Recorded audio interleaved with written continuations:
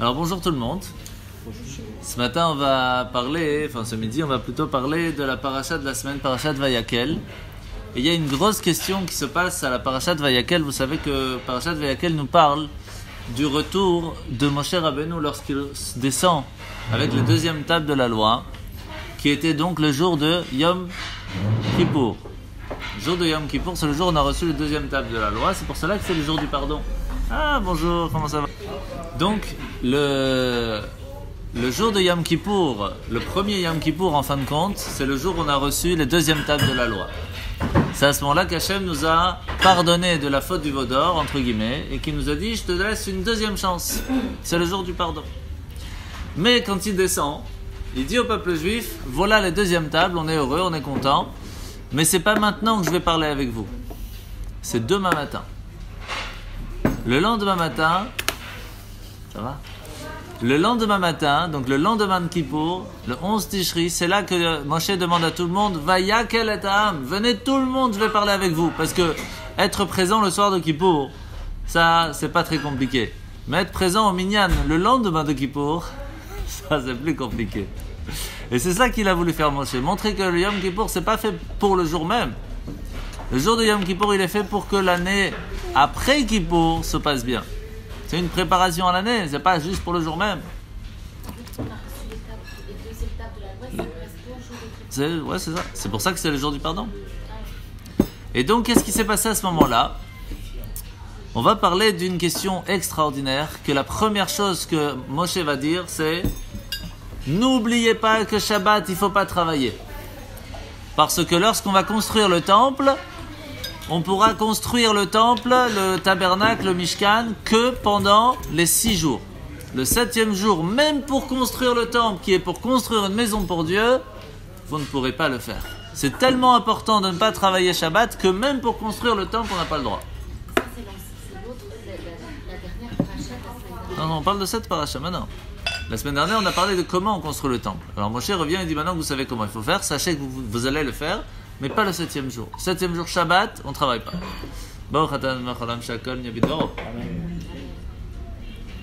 Merci. Alors sur ça, on va raconter une petite histoire. Bonjour. Bonjour. Alors, on va raconter une histoire. Il y avait un jeune homme qui venait de finir son université. Il arrive dans une grosse société, il demande à parler au directeur pour présenter son CV. Il dit, écoutez messieurs, je suis prêt à commencer chez vous, mais écoutez, moi je prends pas moins de $10,000 par mois. Je prends pas moins.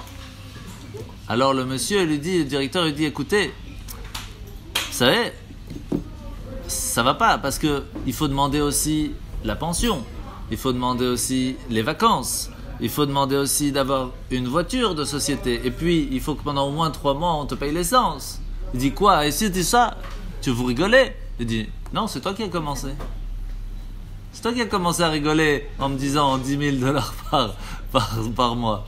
Alors moi aussi je rigole. On a quelque chose ici de très important qu'il ne faut pas oublier une chose, c'est que le travail, c'est une partie de la vie. Même plus que ça, le travail, c'est même un peu la vie. Parce qu'une personne qui n'arrive plus à travailler, c'est très difficile à vivre. D'accord?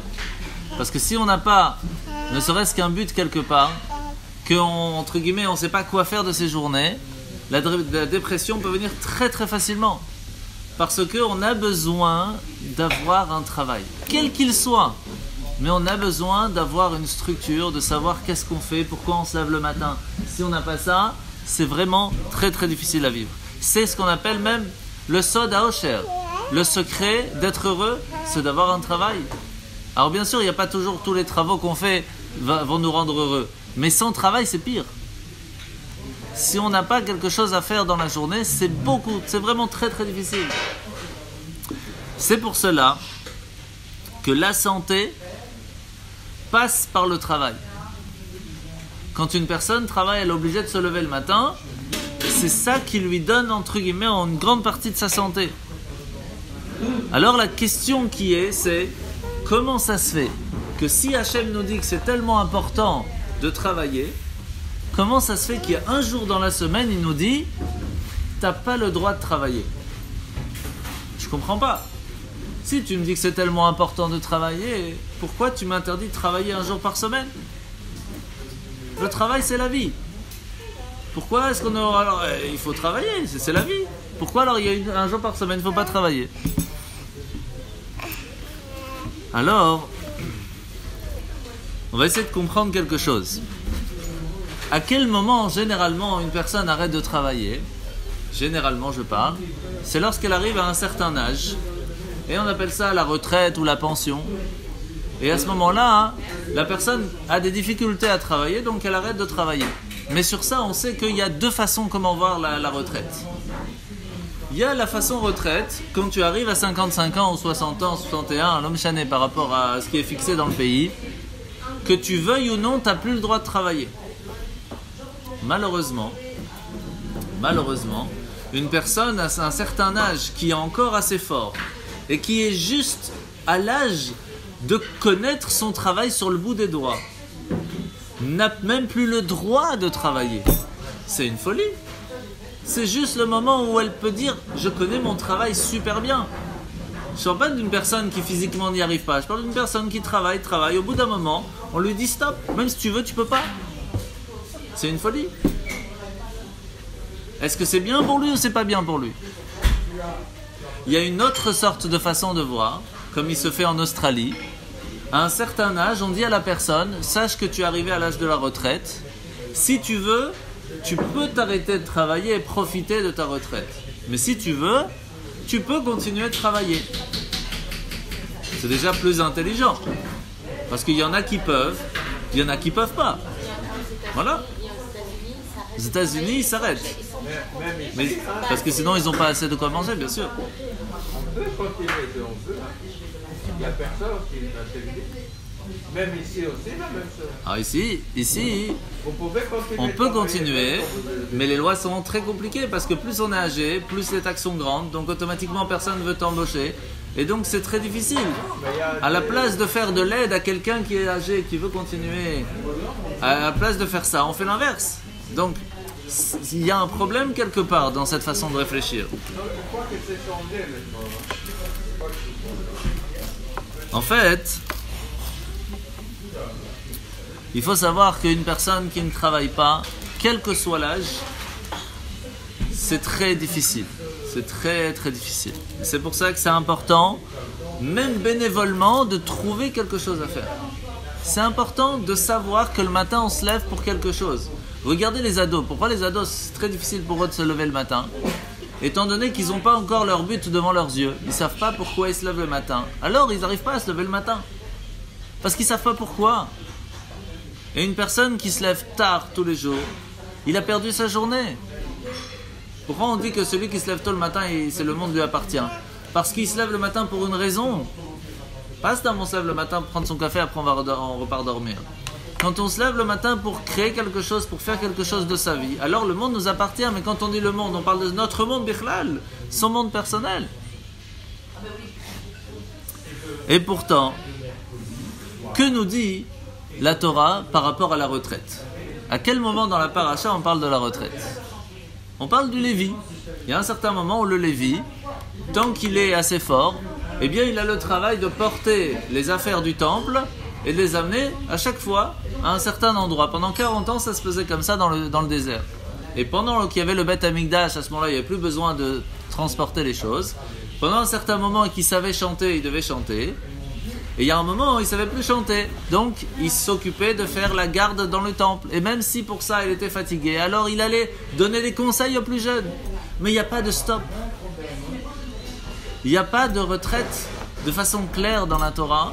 Il n'y a pas un moment où on dit à une personne arrête complètement de travailler. Ça n'existe pas.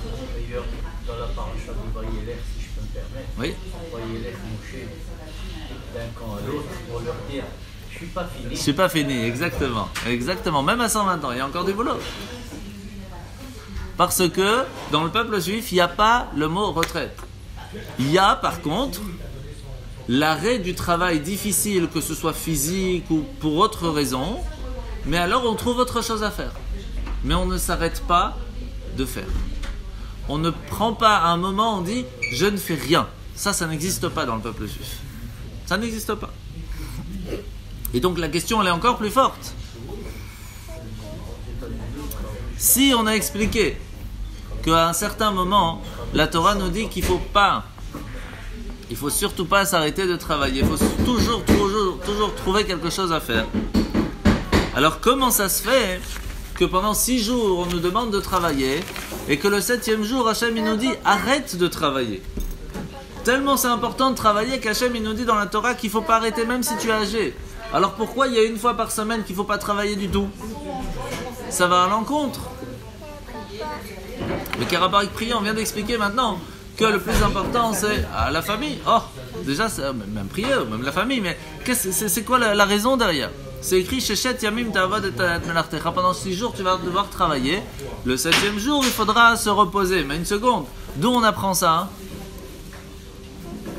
Est-ce que vous imaginez qu'il y a quand même 1/7 de toute notre vie qu'on ne va pas travailler? Puisqu'il y a 7 jours sur 7, 1 jour sur 7 qu'on ne travaille pas. C'est-à-dire qu'il y a 1/7 de toute notre vie qu'on ne va pas travailler, sans compter que vous enlevez les fêtes.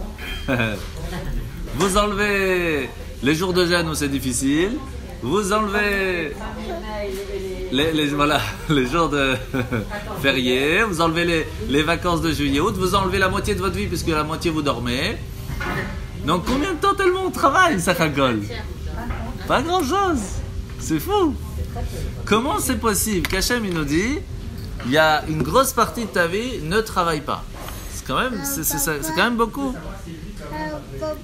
Sans compter que Rabbi Tarfon nous dit clairement dans la Gemara, il nous dit comme ça, En Adam met ela mitach haftala. Un homme ne meurt que parce que il a plus rien à faire.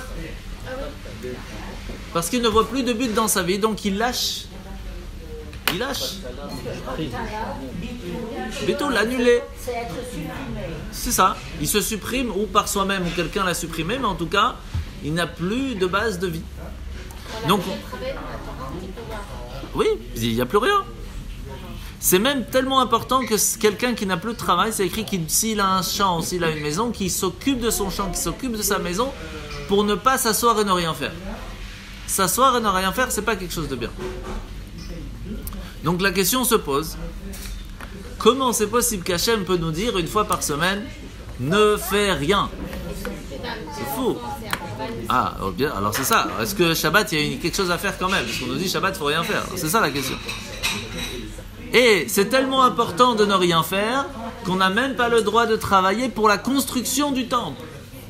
Vous imaginez? Imaginez que le temple est presque fini, vendredi arrive, stop, le bon Dieu il n'a qu'à attendre. Maintenant, on fait rien.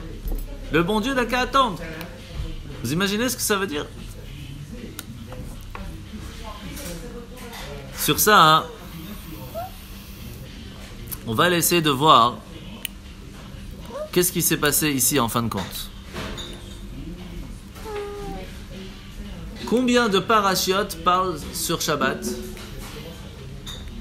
3 petits versets. Une fois dans Yitro, une fois dans Vayakel, une fois dans Vaetrana. Nous on dit 6 jours tu travailles, un peu dans Bereshit aussi. 6 jours tu travailleras, le 7e tu travailleras pas. Combien de parachiotes on parle? Combien de versets on utilise pour parler de la construction du Mishkan, la construction de la maison pour Dieu? 5 parachiotes entières. Et pourtant, un petit verset où on nous dit 6 jours tu travailles, le 7e tu travailles pas, est plus fort que toutes les parachiotes de la construction du temple. Qu'est-ce qu'il y a dans le jour du Shabbat qui est tellement important? Sans compter que à qui parle ce verset que le 7e jour il ne faut pas travailler? Seulement au peuple juif. Quelqu'un qui n'est pas juif, pas seulement il n'a pas l'obligation de se reposer le 7e jour, il a l'interdiction de se reposer le 7e jour. Moi je sais pourquoi. Pourquoi? Sinon il n'y aurait plus de Shabbat Goy. Bravo. Bravo. Pour vous donner une idée, quelqu'un qui veut se convertir, d'accord? Et qui veut mettre la mezouza à la maison, on lui met. Qui veut commencer à apprendre à mettre les tefilines, il commence. Qui veut commencer à manger dans la souka, il n'y a pas de problème. Qui veut faire Shabbat, il n'y a pas le droit. Tant qu'il n'est pas juif, il ne peut pas faire Shabbat. il peut faire le kiddush, il peut faire plein de choses, mais il ne peut pas faire 100% Shabbat. Il est obligé de transgresser une chose à Shabbat. Il ne peut pas le faire à 100%. Vous imaginez? Il peut se reposer un autre jour alors. Il peut se reposer, faire ce qu'il veut, mais le jour de Shabbat, il n'a pas le droit de le faire totalement. C'est pourquoi? Pourquoi est-ce qu'on prend un jour complet et on oublie le travail? Aujourd'hui, dans la vie courante, on voit que le Shabbat, c'est le meilleur jour de vente pour les goyim. Ouais, Et s'ils permettent, ça serait pas libre. c'est très bien. Ils sont obligés d'être ouverts ce Pour jour. eux, c'est super, mais pour nous, c'est super qu'on va fermer. On parle d'eux, on parle Oui, d'eux. bien sûr. C'est la meilleure journée. Mais oui, parce qu'il ne faut pas qu'ils fassent Shabbat. Mais par contre, nous, on a l'épreuve que c'est le meilleur jour de vente. Et spécialement là, on va fermer. C'est ça la difficulté. Et donc, On peut ouvrir dimanche et c'est un avantage parfois parce qu'il y a des gens qui travaillent samedi et veulent pouvoir faire bien sûr, le dimanche, bien sûr. Alors je vais vous raconter l'histoire d'un monsieur qui a écrit un livre que souvent ceux qui étudient un petit peu connaissent. C'est le livre de Shmirat Shabbat Keilcheta. C'est un livre où on regarde comment on fait Shabbat aujourd'hui dans la vie de tous les jours, de façon moderne. Toutes les questions modernes qui se trouvent à Shabbat. Et il raconte comment il est arrivé à raconter cette histoire. Qu'en fait, pendant la guerre, pendant le temps des nazis, malheureusement, ils ont été obligés de se cacher pendant plus de 2 à 3 ans dans un grenier sans bouger. Sauf qu'un jour, son père était tombé malade. Et que, eh bien, il était obligé de demander des médicaments. Et le propriétaire de la maison, là où il se cachait, il lui a monté un médicament pendant Shabbat et lui a dit: il est très amer ce médicament, donc fais attention quand tu le bois, essaye de boire ou de manger quelque chose en même temps. Et le père, il a dit: puisque c'est Shabbat et qu'il ne faut pas être amer le jour de Shabbat, mais il faut être joyeux, eh bien j'attendrai la fin du Shabbat avant de prendre le médicament. À la fin du Shabbat, le propriétaire, il monte vite au grenier et lui dit: j'espère que vous n'avez pas pris le médicament, c'était du poison. C'est garder le Shabbat, même sur un détail, de ne pas le faire de façon amère, qui lui a sauvé la vie. Pourquoi il lui a apporté un poison? Mais il n'a pas fait exprès. Quand il a acheté, vous savez qu'ils achetaient des marchés au noir, donc marché noir, donc il a réussi à trouver un médicament, mais en fin de compte, c'était pas du médicament qu'il a acheté. Et donc, à ce moment-là, le fils, il a tellement vu comment pour son père c'était quelque chose et comment ça a sauvé la vie de son père en fin de compte, de garder le Shabbat, qu'il a vraiment tout fait pour que chaque juif sache ce que c'est de garder le Shabbat. Et donc ce livre est extraordinaire.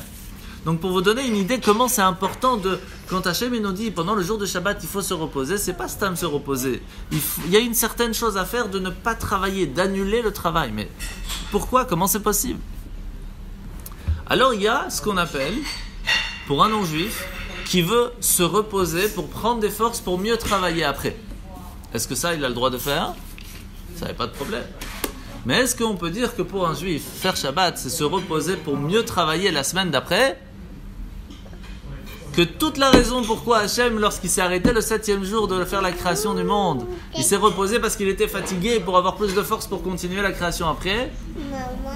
Et Hachem, c'est pas possible de dire qu'Hachem était fatigué. C'est pas possible de dire que toute la raison pourquoi on s'arrête Shabbat de travailler, c'est pour pouvoir avoir de la force pour pouvoir après travailler. Impossible. Donc, la question est encore plus dure. Est-ce qu'on peut dire que les non-juifs ont été créés pour travailler et que le juif a été créé pour se reposer? Impossible. Impossible. Donc, qu'est-ce que ça veut dire ici? C'est quoi l'histoire?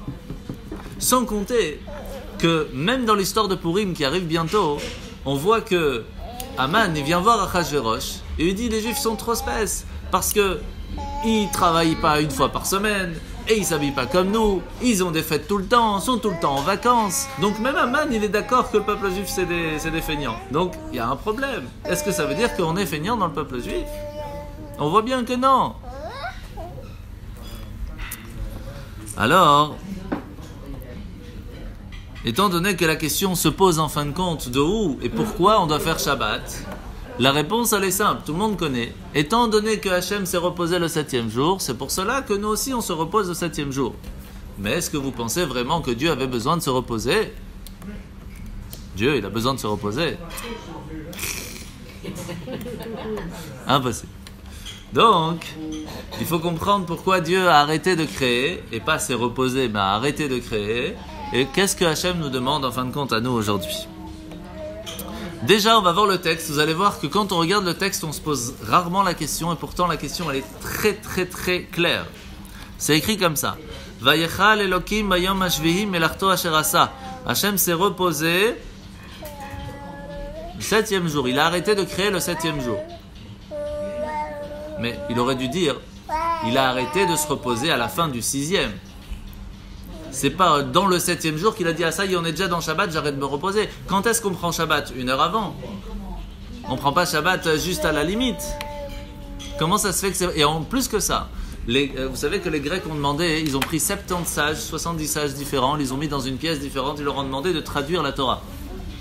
Et il y a une dizaine de choses que les 70 sages, les 70 sages, ils ont traduit différemment ce que la Torah a écrit. Et tous, c'est ce qui est extraordinaire, c'est que tous ont fait cette traduction différente sur tous les versets ensemble, alors qu'ils ne sont pas parlés ensemble. Et une des choses, c'est ici, qu'ils n'ont pas écrit que Dieu s'est reposé le 7e jour, c'est écrit qu'il a arrêté de se reposer à la fin du 6e jour. Parce que sinon, il y a un problème dans le texte. La fin du 6e jour, il a arrêté de travailler. C'est comme ça qu'ils ont traduit dans la version grecque, alors que dans la Torah, c'est pas écrit comme ça. C'est écrit le 7e jour, il se reposait.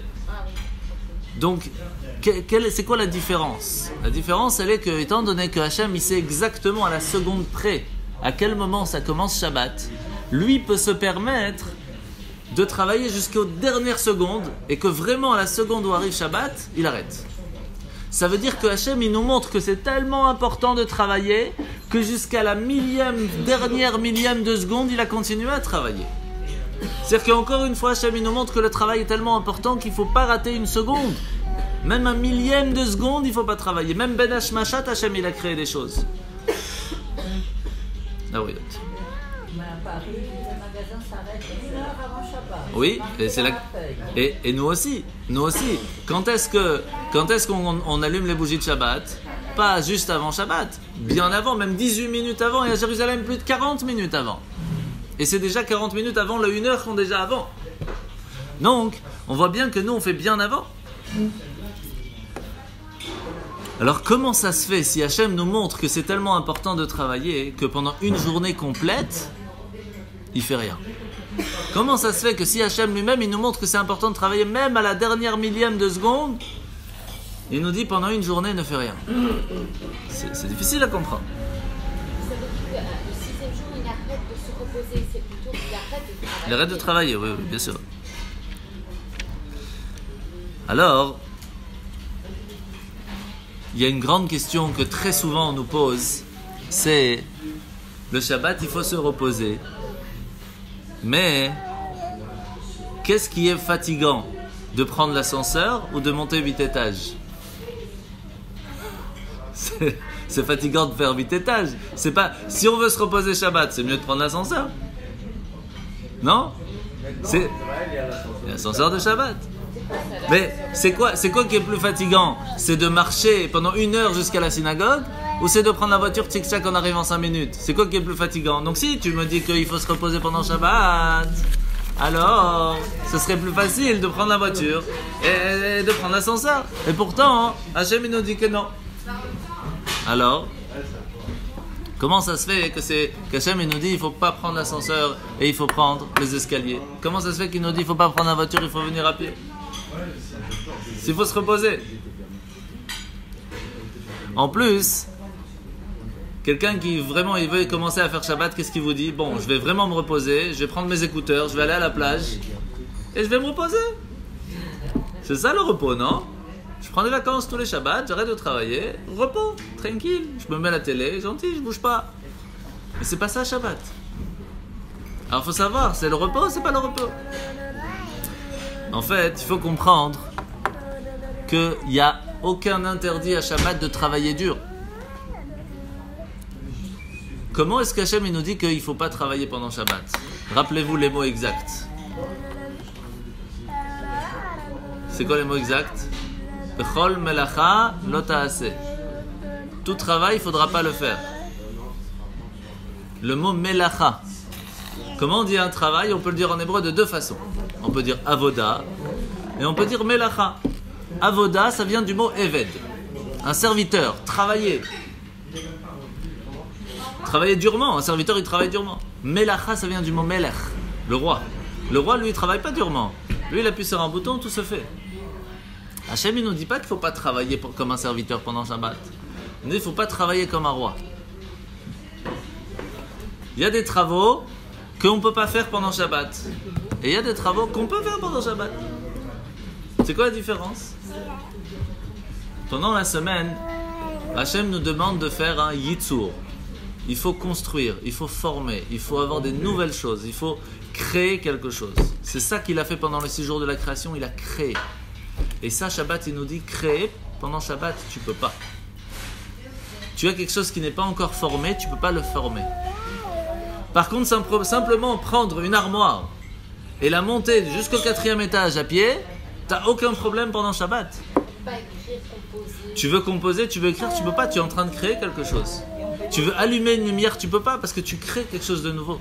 Détruire une maison, c'est détruire, pardon, non, on ne peut pas, on n'a pas le droit de détruire. À moi, on m'a dit qu'à Shabbat, on peut tout détruire ce qu'on a Ah non, construit. on n'a pas le droit de détruire. Moi, les kabbalistes. La seule chose qu'on pourrait avoir le droit, c'est détruire sans avoir l'intention de reconstruire. Mais même ça, c'est pas assez évident. Tout ce qui a changé quelque chose, c'est pour cela que même, par exemple, prendre une bouteille, la mettre au congélateur, c'est un problème. C'était liquide, ça devient solide. Comment on fait pour mettre un glaçon? Comment utiliser les glaçons Shabbat?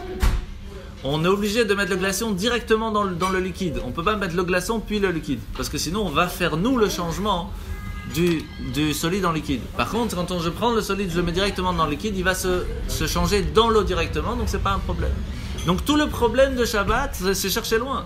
Mais tout le problème de Shabbat, c'est qu'il ne faut pas faire de melacha, il ne faut pas construire, il ne faut pas créer quelque chose de nouveau. À la différence de avoda, qu'il n'y a pas de problème. Maintenant qu'on a compris ça, on va essayer de comprendre autre chose. Il y a une histoire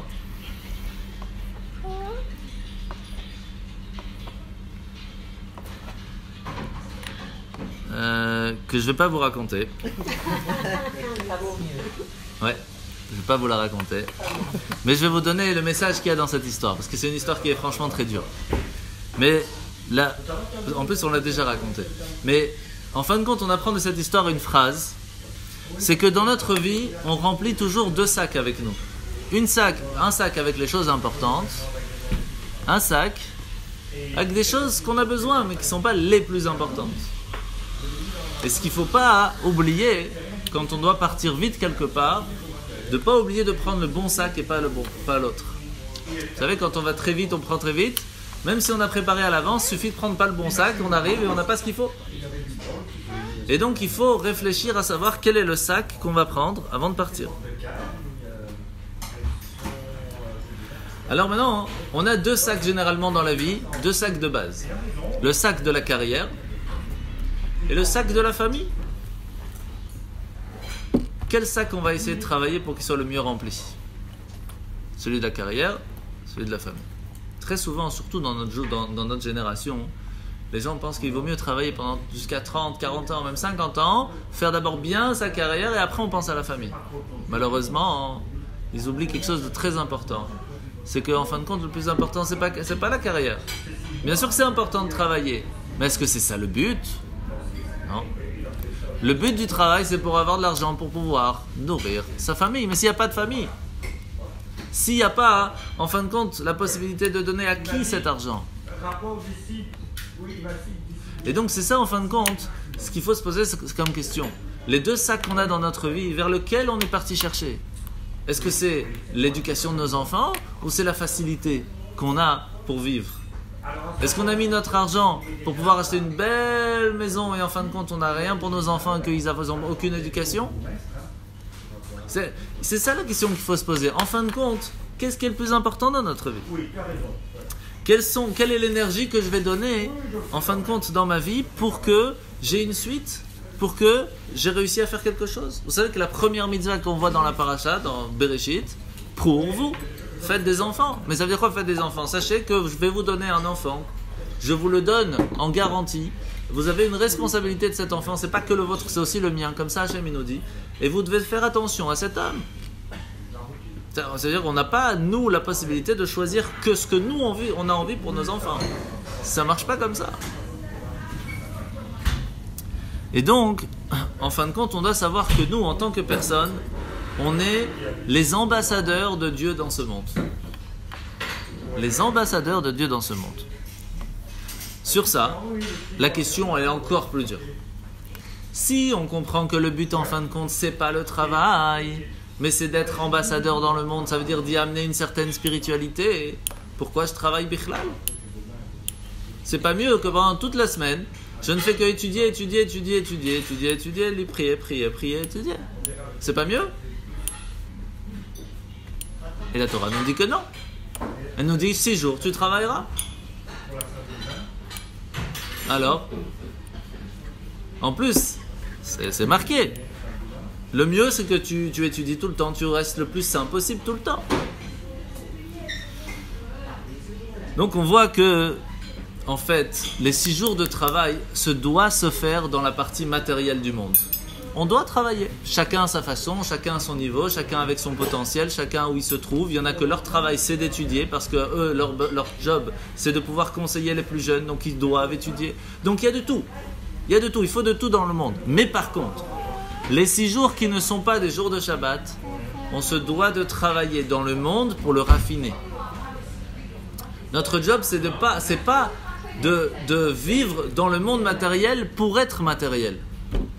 Notre job, c'est de vivre dans le monde matériel pour le rendre spirituel. Ça n'a rien à voir.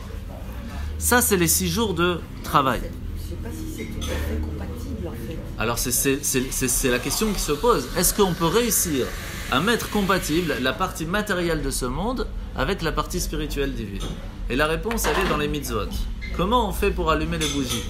On prend de la cire, on prend de l'huile, on prend une mèche, on prend du feu, c'est matériel. Comment on met les tefilines? Il faut prendre de la peau de vache. Comment on fait une mezouza? C'est aussi de la peau de vache. Comment on peut faire le kiddush? Avec du vin. Donc en fait, toutes les mitzvot prends le matériel et transforme-le, utilise-le pour quelque chose de plus spirituel. Donc c'est pas seulement que c'est pas compatible, c'est le but de la création du monde matériel, il est pour qu'on l'utilise avec un but plus spirituel. C'est ça tout le but. Mais, et c'est pour cela que je vais vous raconter une petite histoire très sympathique qui s'est faite juste après la guerre de Kippour en Israël. Il y a quelqu'un qui est venu voir le rabbi, il lui a dit « Voilà, j'ai l'intention d'ouvrir une usine, je ne sais pas encore trop de quoi, donnez-moi une bénédiction. » Le rabbi, en 2 mots, je ne rentre pas trop dans le détail, mais il lui a dit c'est très bien, il faut ouvrir et dans tel endroit, enfin il donne plein de conseils. Il lui dit n'oublie pas Shabbat. Shabbat, c'est Shabbat. Et qu'est-ce qu'il faisait? Il avait l'habitude, 2 heures avant Shabbat, de prendre un grand écriteau et il le mettait devant l'ouverture du magasin en disant que tous les ouvriers, vous devez savoir que dans 2 heures c'est fermé parce que c'est bientôt Shabbat. Et tous les clients aussi, sachez que dans 2 heures c'est bientôt Shabbat. Un jour, il va voir le rabbi. Le rabbi lui dit, sache que tu ne dois pas mettre cet écriteau 2 heures avant Shabbat. Tu dois mettre cet écriteau mercredi. Pourquoi? Parce que si 2 heures avant Shabbat, tous les clients, ils voient qu'il reste plus longtemps, donc ils vont faire vite pour acheter. Et donc, tu vas gagner aussi de l'argent. Et que les ouvriers vont être contents parce qu'ils vont bientôt pouvoir rentrer à la maison. Pourquoi tu ne veux pas les prévenir déjà à l'avance? Comme ça, ils peuvent préparer déjà leur Shabbat, déjà depuis mercredi. Donne la possibilité à tes ouvriers d'être heureux déjà depuis mercredi. Donne la possibilité à tes clients de se préparer pour ne pas avoir à stresser avant Shabbat, mais de se préparer déjà à l'avance. Et en fin de compte, c'est pour cela que depuis mercredi, on dit Shabbat Shalom. Jusqu'à mardi, on peut faire la Havdalah si on a raté. On est encore attaché au Shabbat d'avant. Par contre, à partir de mercredi, on dit... Pardon? Non, mercredi. Mardi soir, jusqu'à mardi soir, on peut faire la Havdalah. À partir de mardi soir, on dit Shabbat Shalom. Mercredi, ouais.